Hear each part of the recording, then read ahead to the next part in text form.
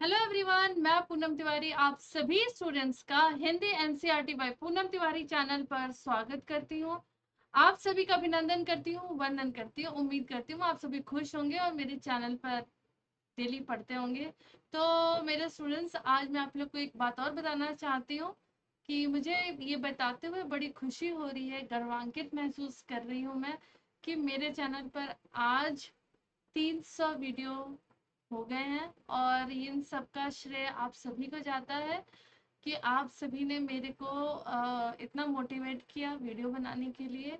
आप सभी के लाइक शेयर कमेंट्स ने मुझे बहुत मोटिवेट किया है और ऐसे ही मुझे मोटिवेट करते रहिए, सब्सक्राइब करते रहिए, चैनल को लाइक करते रहिए, शेयर करते रहिए, कमेंट ज़रूर करिए।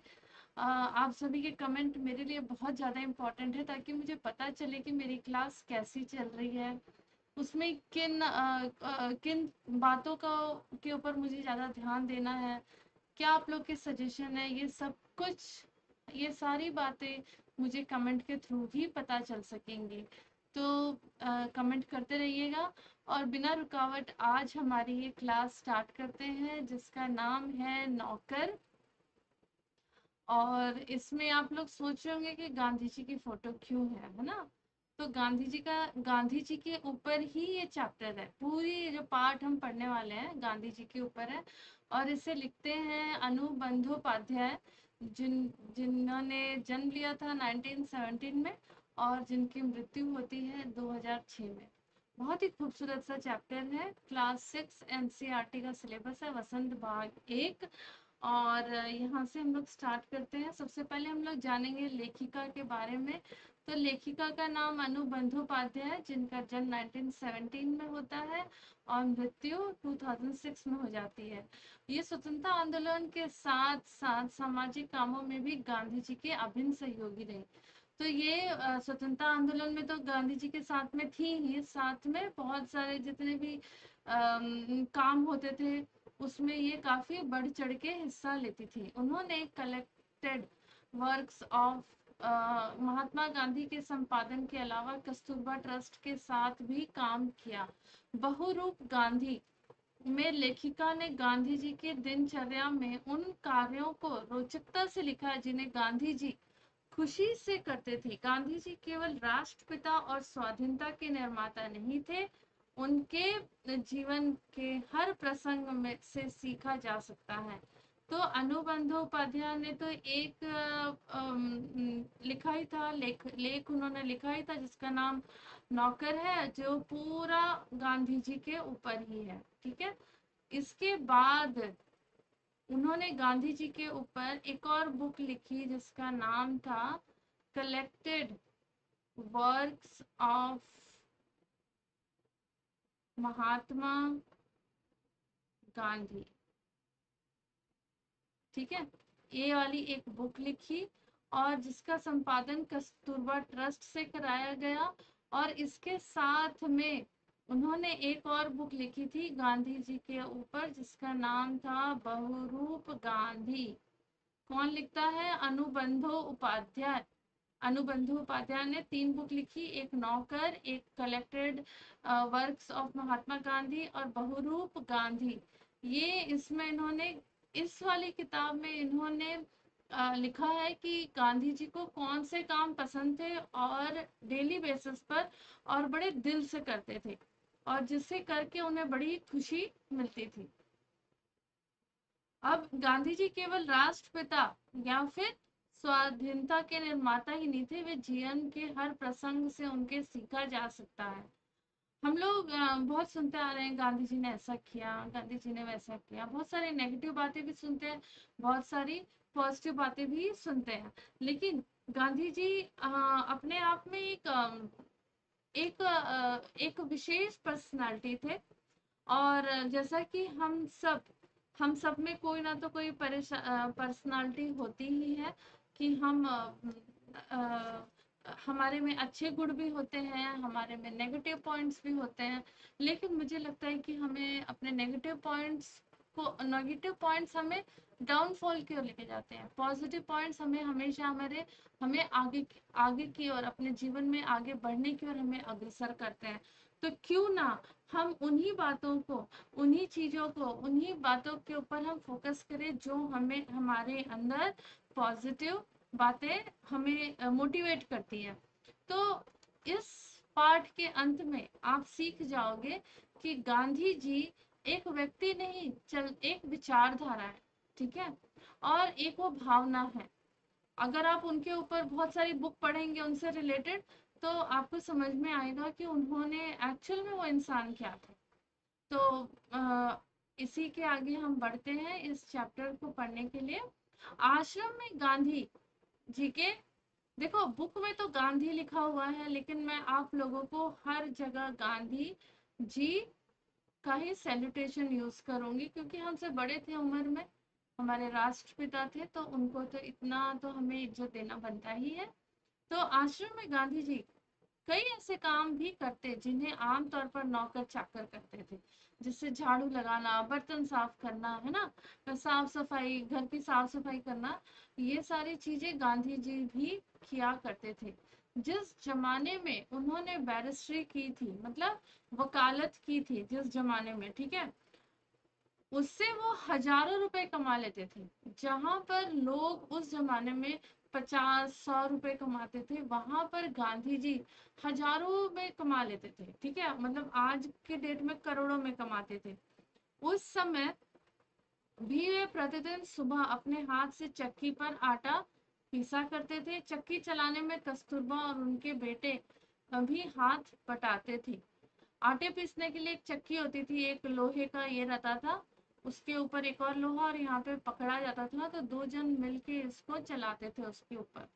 इस प्रकार घर में रोटी बनाने के लिए महीन या मोटा आटा वे खुद पीस लेते।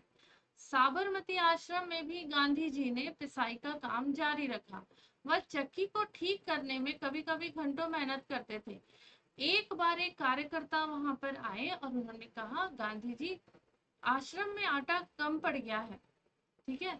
आटा पिसवाने में हाथ बटाने के लिए गांधी जी फौरन उठकर खड़े हो गए। गेहूं पिसने से पहले उसे बिनकर, मतलब उसे साफ किया, ठीक है, उसमें से जो गंदगी थी उसको निकाला, और फिर वह खुद बहुत जोर देते थे, खुद ही साफ करने के लिए जोर देते थे। कपिनधारी इस महान व्यक्ति को अनाज बीनते देखकर उनसे मिलने वाले लोग हैरत में पड़ जाते कि भाई इतना बड़ा वकील है ये, ठीक है, इतने बड़े वकील है, इतने बड़े बैरिस्टर है, जो हजारों में कमाते हैं, ठीक है, वो मतलब आटे को चक्की में पीस रहे हैं, झाड़ू लगा रहे हैं, सारे काम कर रहे हैं जो नौकर करते हैं। तो लोग हैरत में पड़ जाते थे, बहुत आश्चर्य होता था। हैरत मतलब आश्चर्य होना, हैरान हो जाना। बाहरी लोगों के सामने शारीरिक मेहनत का काम करते गांधी को शर्म नहीं आती थी, उनको बुरा नहीं लगता था, अरे अपना काम है, इसमें कैसी शर्म। एक बार उनके पास कॉलेज के कोई छात्र मिलने आए। उनको अंग्रेजी भाषा के अपने ज्ञान का बड़ा गर्व था। कुछ छात्र कॉलेज के मिलने आए और उन्हें बहुत प्राउड फील होता था उन अंग्रेजी बच्चों, उन बच्चों को जिन्हें इंग्लिश आती थी, कि भाई हमें इंग्लिश आती है। गांधी जी से बात के अंत में वे बोले, बापू, यदि मैं आपको कोई सेवा कर सकूं तो मुझे जरूर बताना, अवश्य बताएं। उन्हें आशा थी कि बापू उन्हें कुछ लिखने पढ़ने का काम देंगे। गांधी के मन में ये बात ताड़ ली। उन्होंने मतलब इस बात को भाप लिया कि ये लोग मतलब दिखा रहे हैं कि मैं पढ़ा, ये लोग पढ़े लिखे हैं, इन्हें अंग्रेजी आती है। तो गांधी जी ने उन्हें क्या कहा, गांधी जी से जब वो कहते हैं वो स्टूडेंट्स कि आप हमें कुछ काम दीजिएगा, अगर आपको लगे कि हम आपके किसी काम आ सकेंगे तो बताना। तो ये चीज उन्होंने भाप लिया। फिर वो बोले, अगर आपके पास, गांधी जी ने कहा, अगर आपके पास समय है तो थाली के जो गेहूं है ना उन्हें साफ कर बिन दीजिए, बिन डालिए, मतलब उसमें से कीड़े कंकड़ निकाल दीजिए और उसे साफ कर दीजिए। आगंतुक बड़ी मुश्किल में पड़ गए। तो जो बच्चे थे जो वहां आए थे कॉलेज के स्टूडेंट्स, वो बड़ी मुश्किल में पड़ गए। अब तो कोई उनके पास चारा नहीं था, क्योंकि उन स्टूडेंट्स ने, कॉलेज के स्टूडेंट्स ने उन्हें सामने से ऑफर दिया था कि हम कोई काम होगा तो बताना।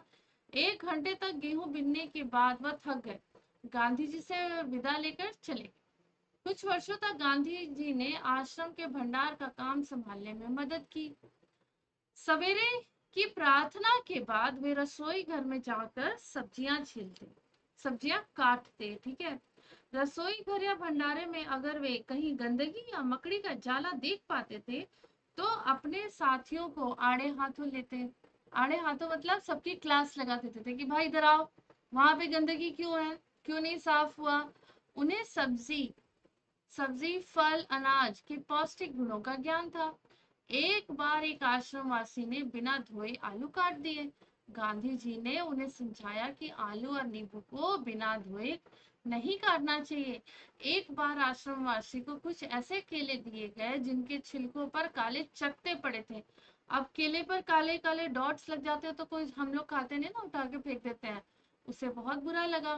तब गांधी जी ने उसे समझाया कि देखो ये जल्दी पच जाते हैं और तुम्हें इसलिए खास तौर से तुम्हें दिए गए हैं क्योंकि तुम्हारी पाचन शक्ति जो है वो क्या है, कमजोर है।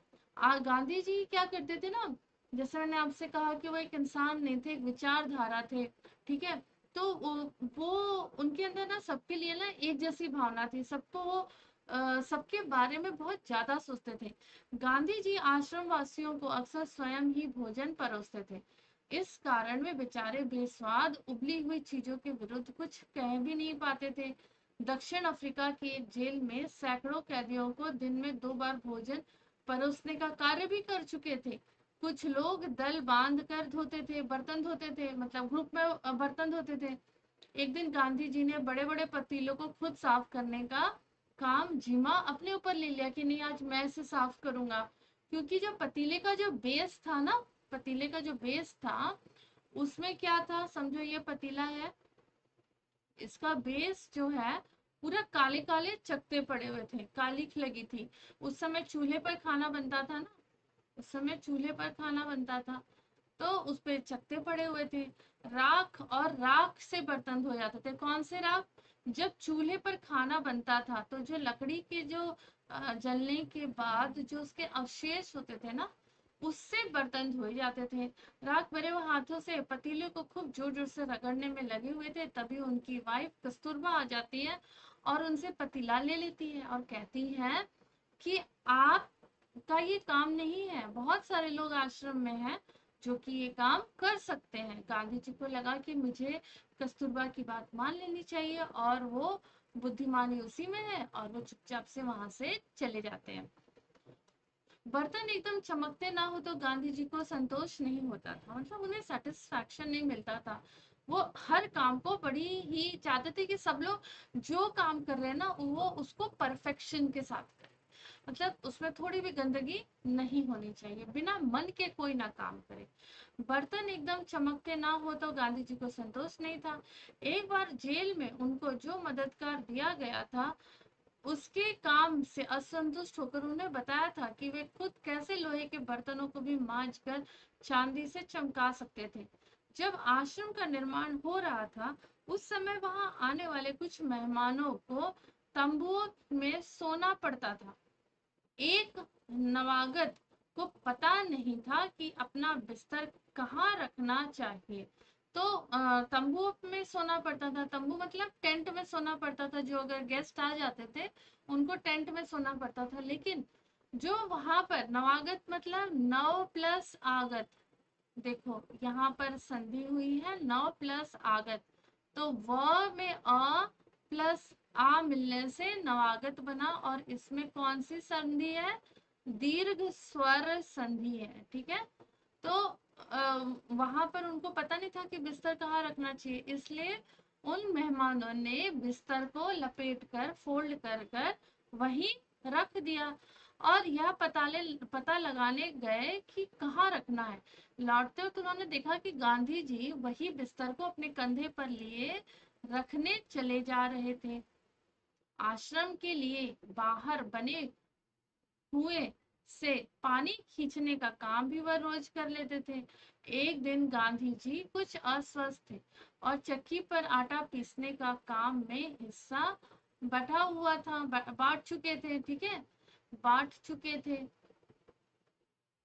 उनके एक साथी ने उन्हें थकावट से बचाने के लिए अन्य आश्रम वासियों की सहायता से सभी छोटे बड़े बर्तनों में पानी भर डाला। गांधी जी को यह बात पसंद नहीं आई, मन में कुछ ठेस लगी। ठीक है। तो उसने जो उनका एक साथी था वो ना थक जाए इसलिए आश्रम वासियों की सहायता से जितने बर्तन थे ना, छोटे बड़े सभी में पानी भर डाला। गांधी जी को ये बात पसंद नहीं आया, उनके मन को ठेस भी लगा कि इन लोगों ने अच्छे से काम नहीं किया। फिर उन्होंने बच्चों को नहाने का टब उठा लिया और कुएं के पास पानी भरकर टब को सिर पर उठाकर आश्रम में ले आए। बेचारे कार्यकर्ताओं को बहुत पछतावा हुआ कि देखो हम लोग कर सकते थे लेकिन हमने किया नहीं, और ये काम गांधी जी कर रहे हैं। शरीर में जब बिल्कुल लाचारी ना हो तब तक गांधी जी को यह बात बिल्कुल पसंद नहीं थी कि महात्मा या बूढ़े होने के कारण उनको अपने हिस्से का दैनिक शारीरिक श्रम ना करना पड़े। उन्हें ऐसा लगता था कि अब जब तक अगर आपका शरीर ठीक है, विकार नहीं है उसमें, अगर आपको कोई लाचारी नहीं है, तब तक आप अपना काम खुद करिए। उनमें हर प्रकार का काम करने की अद्भुत क्षमता और शक्ति थी। वह थकान का नाम भी नहीं जानते थे। दक्षिण अफ्रीका में बोअर युद्ध के के दौरान, तो दक्षिण अफ्रीका में कौन सा युद्ध हुआ था? बोअर युद्ध हुआ था। उसके दौरान उन्होंने घायलों को स्ट्रेचर पर लाद कर एक एक दिन में 25-25 मील तक ढोया था। वह मीलों पैदल चल सकते थे। दक्षिण अफ्रीका में जब टॉलस्टॉय बॉडी में रहते थे तो बाड़ी में रहते थे, तब पास के शहर में कोई काम दिन पर होने पर दिन में अक्सर 42 मील का पैदल चलते थे। इसके लिए वे घर में बना हुआ कुछ नाश्ता साथ में लेकर जाते थे। तो जो खाना, ठीक है, कुछ नाश्ता, हाँ, जो रास्ते में खाया जाए, नाश्ता जो रास्ते या ट्रेन के लिए लिया जाए, ठीक है, ट्रेन में लेकर जाया जाता है, उसे क्या कहते हैं बताओ? उसको बोलते हैं पाथेय। ठीक है, उसको क्या बोलते हैं? पाथेय बोलते हैं। अब उन्होंने रख लिया, और ये अनेक शब्दों के लिए एक शब्द वाले में अगर आता है कि ऐसा नाश्ता जो रास्ते में या ट्रेन में लेकर जाया जाता है या ट्रैवलिंग किया जाता है तो कुछ अपने साथ रख लिया जाता है। तो पहले के लोग क्या करते थे ना, आजकल पिज्जा, बर्गर, चॉकलेट और बहुत कुछ हो गया, चिप्स वगैरह हो गया, बिस्किट हो गया। वो टाइम पे लोग क्या खाते थे, जैसे अगर उत्तर भारत की बात की जाए तो लोग अपने पास सत्तू रखते थे, उसे या तो पानी में मिक्स करके खा लेते थे या फिर मैश करके पानी के साथ उसे खा लेते थे, बहुत हेल्दी होता था। फिर आलू पराठे रखते थे, पराठा अचार रखते थे, ठीक है, घर से बनी हुई चीज ही वो लोग लेकर जाते थे। तो उसको क्या बोलते थे हम लोग? पाथेय बोलते थे। लेकर सुबह, इसके लिए वे घर से बना कुछ नाश्ता साथ लेकर सुबह 2 बजे ही निकल पड़ते थे। शहर में खरीदारी करते शाम होते होते वापस फार्म पर लौट आते थे। उनके अन्य साथी भी इस उदाहरण का खुशी खुशी अनुकरण करते थे। अनुकरण मतलब दे इमिटेट करते थे, उनसे देख के सीखते थे। अनुकरण मतलब नकल करना, लेकिन नकल यहाँ पर किया जा रहा है किसी को चिढ़ाने के लिए नहीं, उसके अच्छे गुणों को अपने जीवन में लाने। ठीक है, हमारे जैसे कोई आइडल होते हैं कि हाँ चलो मुझे मुझे ये इंसान बहुत पसंद है। हाँ, तो जैसे मुझे पर्सनली मुझे सुषमा स्वराज जी बहुत पसंद थी, ठीक है। तो वो पसंद थी। फिर से एक बहुत पहले एक टीवी एंकर होती थी प्रिया तेंदुलकर, वो मुझे बहुत पसंद थी बचपन से। तो उनके, प्रिया तेंदुलकर जी के, मुझे एक लाइन आज तक याद है। उनका एक इंटरव्यू चल रहा था और मैं ऐसी वहां से गुजर रही थी, तो उन्होंने कहा कि मैं चाहती हूँ कि मैं अगर इस दुनिया से जाऊं तो मैं कुछ ऐसा करके जाऊं कि जब लोग मुझे देखें टीवी पर या उस काम को करें तो वो मुझे याद करें। मैं अपने अच्छे याद करें इसलिए नहीं क्योंकि मैं महान बनना चाहती हूँ, नहीं, मेरे अच्छे काम को वो याद करें और मेरे अच्छे कामों से प्रेरणा लेकर वो भी अपने जीवन में आगे बढ़े, और वो भी किसी ना तो किसी के लिए प्रेरणा बने। जैसे मैं प्रेरणा बनी, वैसे वो मेरे लिए, उनके लिए प्रेरणा कोई किसी और के लिए वो इंसान प्रेरणा बने, ठीक है। तो उनका लक्ष्य जीवन का ये था। तो मुझे ये बात बहुत अच्छी लगी और मुझे वो आज तक याद है। मुझे ये नहीं याद कि मैं उस समय कौन सी क्लास में पढ़ती थी, लेकिन हाँ मैं बहुत छोटी थी, लेकिन मुझे ये बात मुझे मेरे दिमाग में बैठ गई। सुषमा स्वराज जी की अगर बात करें तो जब भी वो अ, सांसद संसद में जब वो शपथ ग्रहण करती थी तो वो संस्कृत में लेती थी, संस्कृत में वो शपथ अपनी ग्रहण करती थी। कारण, क्योंकि संस्कृत ही तो हमारी नींव है, संस्कृत ही तो हमारी जननी है, उसको हम कैसे भूल जाएं। हम उसे नहीं याद रखेंगे तो कौन याद रखेगा, है ना। क्या हम अपनी माँ को भूल सकते हैं? नहीं भूल सकते, वो हमारी जननी है, उसने हमें जन्म दिया है। हमारी हर एक सांस किसने दी है, कि हम ऋणी कौन है, हमारी माँ के। तो वैसे ही संस्कृत जो है वो हिंदी की कौन है, माँ है, जननी। ठीक है, तो हमें उनको याद रखना चाहिए। एक बार किसी तालाब की भराई का काम चल रहा था, जिसमें गांधी जी के साथी लगे हुए थे। एक सुबह काम खत्म करके वे लोग फावड़े, कुदाल, टोकरियां लिए सब वापस लौटे तो देखते हैं कि गांधी जी ने उनके लिए तस्तरियां मतलब आज के डेट में हम इसको प्लेट बोलते हैं। ठीक है, इसको हम लोग क्या बोलेंगे, प्लेट बोलते हैं। ये तस्तरियां जो है ना, ये आपका अरबी शब्द है। तस्तरी क्या है, अरबी शब्द है। और गांव में अगर हम चले जाएं तो वहां पर थरिया बोला जाता है। और ये क्या है, देशज शब्द है, इसका कोई लिखित प्रमाण नहीं है। लेकिन अगर यही थरिया को अगर हिंदी में देखा जाए तो इसका जो हिंदी वर्ड है वो क्या है, स्थाली है। स्थाली, ये क्या है, हमारा हिंदी वर्ड है। ठीक है, तो अरबी में तस्तरी कहते हैं, प्लेट आपका इंग्लिश वर्ड है, और स्थाली आपका हिंदी वर्ड है, और थरिया आपका देशज वचन, देशज शब्द है। देशज शब्द क्या होता है, ऐसे शब्द जिनका लिखित प्रमाण नहीं होता, ये आपकी आम बोलचाल की भाषा होती है। अच्छा, एक साथी ने पूछा, आपने हम लोगों के लिए इतना कष्ट क्यों किया, क्या यह उचित है कि हम आपसे सेवा कराएं? गांधी जी ने मुस्कुराकर उत्तर दिया, क्यों नहीं, मैं जानता था कि तुम लोग थके मांदे लौटोगे, तुम्हारा नाश्ता तैयार करने के लिए मेरे पास खाली समय था तो मैंने बना दिया। दक्षिण अफ्रीका में रहने वाले भारतीयों के जाने माने नेता के रूप में गांधी जी भारतीय प्रवासियों की मांगों को ब्रिटिश सरकार के सामने रखने के लिए एक बार लंदन गए। वहां उन्हें भारतीय छात्रों ने शाकाहारी भोजन में निमंत्रित किया। छात्रों के इस अवसर के लिए स्वयं ही शाकाहारी भोजन तैयार करने का उन्होंने निश्चय किया था। तीसरे पहर मतलब दोपहर के बाद का जो होता है 2 बजे, एक दुबला पतला छरहरा आदमी आकर उनमें शामिल हो गया और तस्तरी धोने लगा।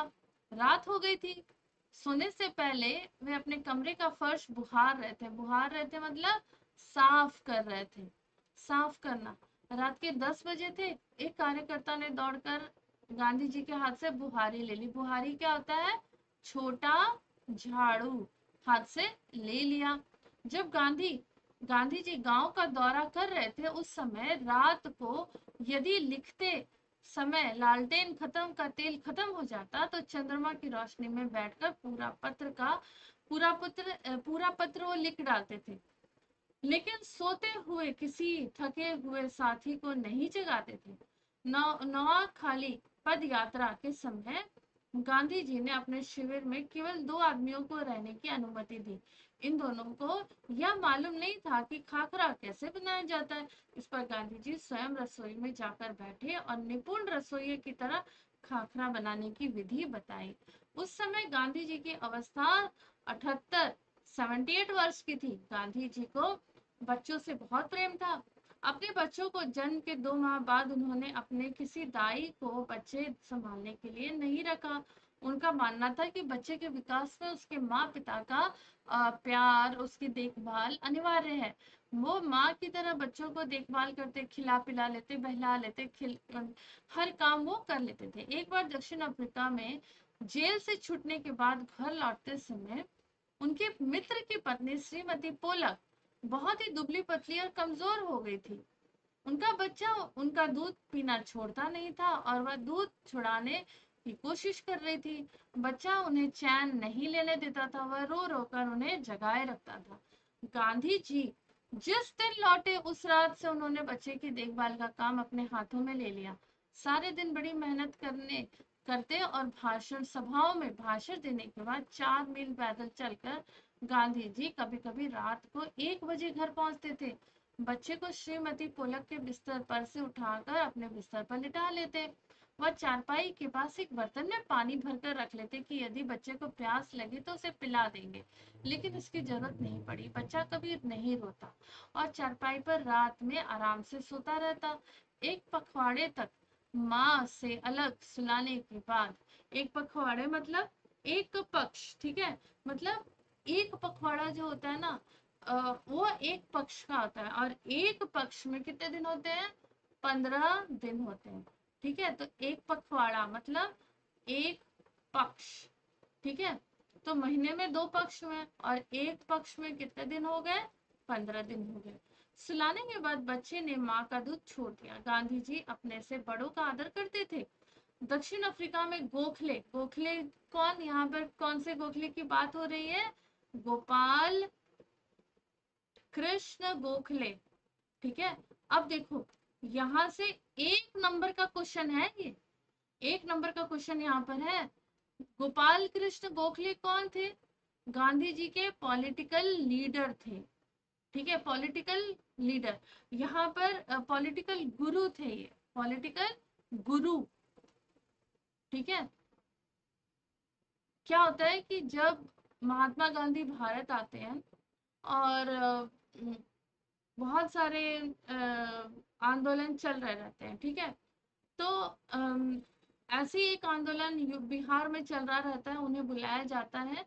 अंग्रेजों ने कहा था कि अगर आपकी जितनी भी खेती है तो उस खेत में आपको क्या करना है? 1/3, ठीक है, 1/3 में आपको क्या उगाना है? नील की खेती करनी है। ठीक है, तो वहां पर क्या होता था कि सब लोग ये हो गए कि ठीक है 1/3 करेंगे। वहां पर जो लोग थे वो गाने लगे, लेकिन उससे क्या हुआ, वो कि उनकी खेत को नुकसान पहुंचने लगा। नील की अगर खेती एक बार हो गई तो वो जमीन क्या हो जाती है? खराब हो जाती है। और ये हुआ था कहाँ पर? चंपारण जिले में ये हुआ था। ठीक है, तो गांधी जी ने 1917 में बिहार में चंपारण में हुआ था, तो वहां के लोगों ने उन्हें बुलाया था। तो वो उन लोगों के लिए ये आंदोलन करते, और होता क्या है कि वो जीत जाते हैं, ये आंदोलन वो जीत जाते हैं। तो वो गोपाल कृष्ण गोखले से मिलते हैं और तभी वहां की औरतों ने, चंपारण की औरतों ने उनका नाम, उनके नाम के आगे महात्मा लगा दिया था। तभी से वो महात्मा गांधी के नाम से जाने लगे। अब इस आंदोलन के बाद वो मिलते हैं गोपाल कृष्ण गोखले से। गोपाल कृष्ण गोखले से कहते हैं कि मैं अभी तो वो भारत आए ही थे और उन्होंने पहला आंदोलन किया, जीत गए, वो बहुत बड़ा सक्सेस मिला, ग्रैंड सक्सेस मिला। तो गोपाल कृष्ण गोखले से मिलता है। गोपाल कृष्ण गोखले से मिलकर वो कहते हैं कि मुझे अपने देश के लोगों की मदद करनी है। ठीक है, तो वो कहते हैं कि ठीक है, अगर तुमको इसमें आना ही है, पॉलिटिक्स में आना ही है और लोगों का तुम्हें सेवा करना है, लोगों की समस्याओं को समझना है, तो पहले तुम भारत भर में घूमो। ठीक है, भारत भर के हर एक गांव में जाओ, वहां पे हर गांव के लोगों से मिलो, उनकी समस्याओं को जानो। जब तक तुम ऐसा नहीं करते तब तक तुम्हें पता नहीं चलेगा कि तुम्हें काम क्या करना है, कहाँ पे करना है। और उनकी बात को अपने मन में लेकर, अपनी बात को एकदम, उनकी बात को एकदम पॉजिटिविटी के साथ लेकर, और गांधी जी ने पूरे भारत की यात्रा की थी, हर गांव गए, हर एक लोगों से मिले और उसके बाद वो पॉलिटिक्स में आ गए। तो इसीलिए गोपाल कृष्ण गोखले क्या है? गांधी जी के पॉलिटिकल गुरु हैं। और अगर हम इसको हिंदी में बताएं तो राजनैतिक गुरु, जिसने, ऐसे इंसान जिन्होंने उन्हें पॉलिटिक्स सिखाया कि आपको किस तरीके से राजनीति में आना है। ठीक है, तो ये याद रखना। उस समय गांधी जी ने उनके दुपट्टे पर स्त्री की, वो उनका बिस्तर ठीक करते, उन्हें भोजन परोसते, पैर भी दबाने को तैयार थे। गोखले बहुत मना करते थे, लेकिन गांधी जी नहीं मानते थे। गांधी जी कहलाने से पहले एक बार दक्षिण भारत से भारत आए, कांग्रेस अधिवेशन में कांग्रेस के अधिवेशन में गए, वहां उन्हें गंदे पखाने भी साफ करने करने पड़े, उन्होंने किए। बाद में उन्होंने बड़े कांग्रेसी नेता से पूछा, क्या मैं आपकी सेवा कर सकता हूँ? नेता ने कहा, मेरे पास तो बहुत सारे पत्र इकट्ठे हो गए जिनका और जवाब देना है, मेरे पास कोई कारकुन नहीं है जिसे ही मैं काम दूं, क्या आप ये करने को तैयार हो? गांधी जी ने कहा, जरूर, मैं ऐसा कोई भी काम करने के लिए तैयार हूँ जो मेरी सामर्थ्य के बाहर ना हो। यह काम उन्होंने थोड़े से ही समय में समाप्त कर डाला। इसके बाद उन्होंने उन नेता की कमीज के बटन आदि लगाने का अन्य काम भी खुशी खुशी से कर दिया। जब कभी आश्रम में किसी सहायक को रखने की आवश्यकता होती थी तो गांधी किसी हरिजन को रखने का आग्रह करते थे। उनका कहना था, नौकरों को हमें वेतन भोगी मजदूर नहीं, अपने भाई के समान मानना चाहिए। ठीक है, इसमें कुछ कठिनाई हो सकती है। अब देखो, आज ऐसे शब्द का प्रयोग असंवैधानिक माना जाता है। समाज में यथार्थ प्रतिबिंब के लिए लेखक कई बार ऐसे शब्दों का साहित्य में प्रयोग करते हैं, किंतु इसे व्यवहार में नहीं लाना चाहिए। कुछ चोरियां हो सकती हैं, फिर भी हमारी कोशिश स्वार्थ निष्फल नहीं जाएगी। ठीक है, एक बार भारत की जेल में उन्होंने कई साथी कैदियों की सेवा टहल का काम भी सौंपा था। और फिर तीसरा, अब देखो यहाँ पर सौंपा गया, एक आदमी उनके फल धोता काटता, दूसरा बकरियों को धोता, तीसरा उनके निजी नौकर की तरह काम करता, चौथा उनके पखाने साफ किया करता था, एक ब्राह्मण कैदी उनके बर्तन धोता था, 2 गोरे यूरोपियन प्रतिदिन चारपाई बाहर निकालते थे। गांधी जी ने देखा कि इंग्लैंड में ऊंचे घरानों में घरेलू नौकरों को परिवार का आदमी माना जाता है। एक बार एक अंग्रेज के घर से विदा लेते समय उन्हें यह देखकर खुशी हुई कि घरेलू नौकरों का उनसे परिचय नौकरों की तरह नहीं बल्कि परिवार के सदस्य के समान कराया गया। एक बार एक भारतीय सज्जन, अभी देखो यहाँ सज्जन है ना, तो ये कैसा होता है, सत प्लस जन। ठीक है, ये ऐसे लिखा जाता है, सत प्लस जन। तो ये कौन सा है, व्यंजन संधि है। ठीक है, व्यंजन संधि है, ये आधा त है और आधा ज। तो यहाँ पर क्या है, त और आधा ज। तो ऐसा नियम है कि जब त के बाद ज आता है, त के बाद ज आता है, तो ये ज त में परिवर्तित हो जाता है। ये क्या बन जाएगा आपका, त जो है ये आपका ज में परिवर्तित हो जाता है, ये वाला त ज में परिवर्तित हो जाता है और ये बन जाता है क्या, सज्जन। ठीक है, एक बार एक भारतीय सज्जन के यहाँ काफी दिनों तक ठहरने के बाद गांधी जब चलने लगे तब उनके घर के नौकरों ने उन्हें विदा ली और कहा, मैं कभी किसी को अपना नौकर नहीं समझता, उसे भाई या बहन ही माना है। आप लोगों को भी मैं अपना भाई मानता समझता हूँ। आपने मेरी जो सेवा की उसका प्रतिदान देने की सामर्थ्य मुझ में नहीं है, लेकिन ईश्वर आपका पूरा फल देंगे। कौन लिखता है, अनुबंधोपाध्याय। ठीक है, फिर यहाँ पर आगे देखते हैं, एक और वर्ड इसमें आया था, निष्फल। ठीक है, निष्फल। तो निष्फल कैसे लिखते हैं, लिखा था निष्फल। ठीक है, अब अगर मैं इसको ये करूँ तो ये विसर्ग संधि है, नि प्लस फल। तो ये वाला जो आपका साइन है ये किस में बदल जाता है, आपका श में बदल जाता है, इसलिए हो जाता है निष्फल। अब देखो, भाषा की बात की जाए तो पिसाई संज्ञा है, पिसना शब्द में ना लगने से पिस धातु। ठीक है, अब देखो यहाँ पर क्या है, पिस क्या है, धातु है। अब यहाँ पे न लगने पर क्या बना, ये पिसाई बन गया। ठीक है, तो ये क्या है, ये धातु है, क्रिया का मूल रूप को हम क्या बोलते हैं, धातु कहते हैं। और ये ना क्या है, प्रत्यय लगा है। अगर हम प्रत्यय की बात करें तो प्रत्यय क्या होता है, प्रत्यय ऐसे शब्दांश होते हैं जो किसी शब्द के बाद में लगकर एक नए अर्थ का क्या करते हैं, एक नए अर्थ शब्द का निर्माण करते हैं, एक नए अर्थ का। वो पूर्ण अर्थ भी बदल सकता है या फिर आंशिक, यानी कि उसमें थोड़ा अर्थ भी चेंज हो सकता है, तो उसको हम क्या बोलते हैं, प्रत्यय कहते हैं। और प्रत्यय आप लोगों ने इंग्लिश में प्रीफिक्स और सफिक्स पढ़ा है, राइट?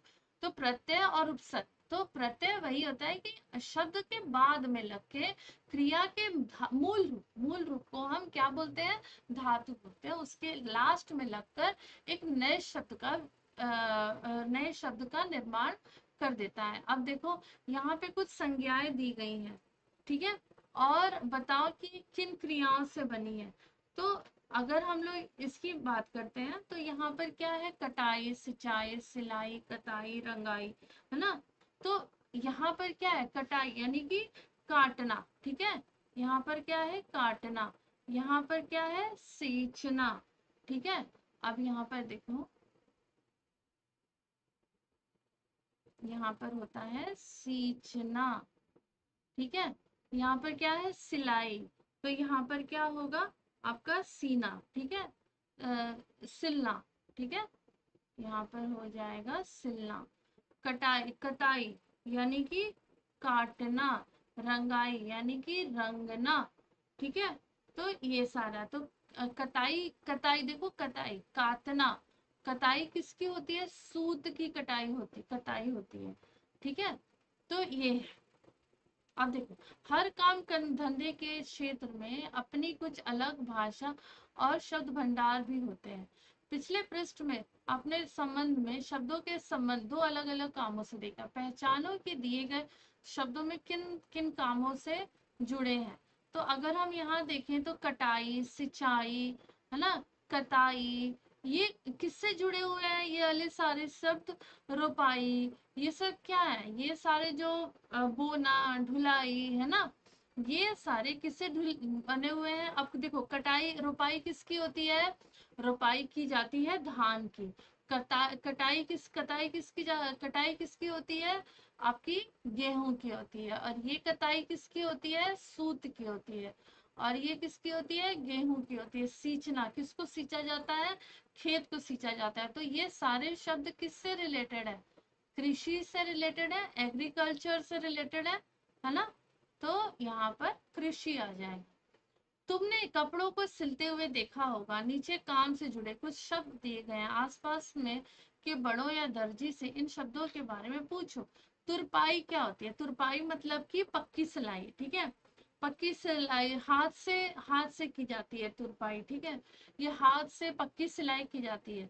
बखिया मतलब, बखिया करना मतलब कि हम बोलते हैं ना कि हम तुम्हारे धागे अलग अलग कर देंगे। तो देखो कपड़े टाइट हो जाते हैं तो हम उसे उसे धागे को काटते हैं ना। तो यहाँ पर क्या हो जाता है, धागे काटना, अलग अलग करना। कच्ची सिलाई, ऐसी सिलाई जो कि सिलने से पहले की जाती है ना, जिसे आप खोल भी सकते हो, उसको हम बोलते हैं कच्ची सिलाई। तो पक्की सिलाई करने के बाद जब हमें पक्की सिलाई करनी रहती है, तब पहले हम उस कपड़े को बराबर रखने के लिए कि वो खराब ना हो, गलत ना सी जाए, उस तब हम कच्ची सिलाई करते हैं। जैसे पक्की सिलाई होती है, कच्ची सिलाई को हम खोल देते हैं। चोर सिलाई जैसे कि आप इंटरलॉक हो गया, ऐसी सिलाई जो कि दिखाई नहीं दी जाती है। और कपड़े जब सिलते हैं तो उसका बेस को मजबूत करने के लिए, उस बेस को अच्छा करने के लिए, मजबूती देने के लिए चोर सिलाई की जाती है। अब आश्रम में कॉलेज के छात्रों से गांधी जी ने कौन सा काम करवाया। तो गांधी जी ने गेहूं बीनने का, गेहूं साफ करने का काम दिया। एक्चुअली में क्यों दिया था, क्योंकि छात्रों को घमंड हो रहा था, कि घमंड तोड़कर वो समझाना चाहते थे कि कोई भी कार्य बड़ा या छोटा नहीं होता। अब आश्रम में गांधी जी कई काम करते थे, आमतौर पर नौकर चाकर करते हैं। तो कौन कौन से होते, हाथ से चक्की चलाना, ठीक है, उन्होंने कभी नहीं छोड़ा आश्रम में रहते हुए। पिसाई का काम करना, इतना ही नहीं, चक्की को ठीक से करने में भी कभी कभी उन्होंने घंटों लगा देते हैं। फिर दूसरा था, बर्तन साफ करते थे। बड़े बड़े पतीलों को भी वो क्या करते थे, साफ कर देते थे, ठीक है, ओके। फिर वे आश्रम में सब्जियां काटते थे। किसी भी काम को करने के लिए वो संकोच नहीं करते थे। लवन में भोज पर बनाए जाने पर गांधी जी ने क्या लिखा, तो लंदन, ठीक है, लंदन में छात्रों के लिए भोज पर बुलाया तो छात्रों ने उनके लिए प्योर वेज खाना बनाने का निश्चय किया। और फिर गांधी जी क्या करते हैं, वहां पहले पहुंच जाते हैं और प्लेट धोते हैं, सब्जी काटते हैं, छोटे मोटे काम करने में मदद करते हैं। गांधी जी ने श्रीमती पोलक के बच्चों को दूध कैसे छुड़ाया, तो दूध पीते थे तो माँ को जगाए रखते थे, जिससे माँ बीमार पड़ने लगी। तो उन्होंने उस बच्चे की देखभाल का जिम्मा ले लिया। रात को घर देर से पहुंचने पर श्रीमती पोलाक ने बिस्तर से बच्चे को उठाकर अपने पास लेटा लिया और पानी का बर्तन रख लिया कि अगर बच्चे को भूख लगेगी तो अगर प्यास लगती है तो पिला देंगे। अब बच्चा 15 दिन तक तो उनके साथ सोया, फिर उसने दूध पीना माँ का छोड़ दिया। आश्रम में काम करवाने का कौन सा तरीका गांधी जी जानते थे? तो आश्रम का नियम होता था, सबको अपना काम करना था। नियम के अनुसार प्रत्येक व्यक्ति को स्वयं अपना काम करना था और सभी को काम दिए गए थे। और गांधी जी को देखकर लोग उनसे अनुकरण करके उन्हें इमिटेट करके और उनसे काम करना सीखते थे, उनका अनुकरण करते थे। इस प्रकार गांधी जी ने दूसरों को काम करने का आदेश ना देकर वो खुद करते थे। वो दूसरों से करवाते नहीं थे, वो खुद करते थे, एग्जाम्पल सेट करते थे कि तुम ऐसे काम करने हैं, और दूसरे लोग उन्हें देख के वो सारे काम करते थे। तो उम्मीद करती हूँ कि आप लोगों को ये क्लास अच्छी लगी होगी और समझ में आया होगा। और इससे जुड़े बहुत सारे, इस चैप्टर से जुड़े मैंने बहुत सारे इंपॉर्टेंट पॉइंट बताए, जैसे गोपाल कृष्ण गोखले के बारे में बताया, उनकी बुक के बारे में, अनुबंधों के बुक के बारे में बताया। तो आप लोग उसको लिख लीजिएगा अपने नोटबुक में, बहुत इंपॉर्टेंट क्वेश्चन है। और वो कौन सा था? बहुरूपी गांधी, ठीक है, अनुबंधु उपाध्याय ने लिखा था। तो ये बहुत सारे इंपॉर्टेंट क्वेश्चन बताए हैं, बातें बताई हैं, अपने नोटबुक में लिख लीजिए। और हंसते रहिए, मुस्कुराते रहिए, खिलखिलाते रहिए, पढ़ते रहिए, मुझसे पढ़वाते रहिए, चैनल पर आते रहिए। चैनल को लाइक शेयर सब्सक्राइब कर दीजिए ताकि इस चैनल का बेनिफिट बहुत सारे वो बच्चे उठा ले जो कि जिनके पास साधन नहीं है पढ़ने का। आपसे यही आप सभी से उम्मीद है, और मिलते हैं अगले सेशन में। तब तक के लिए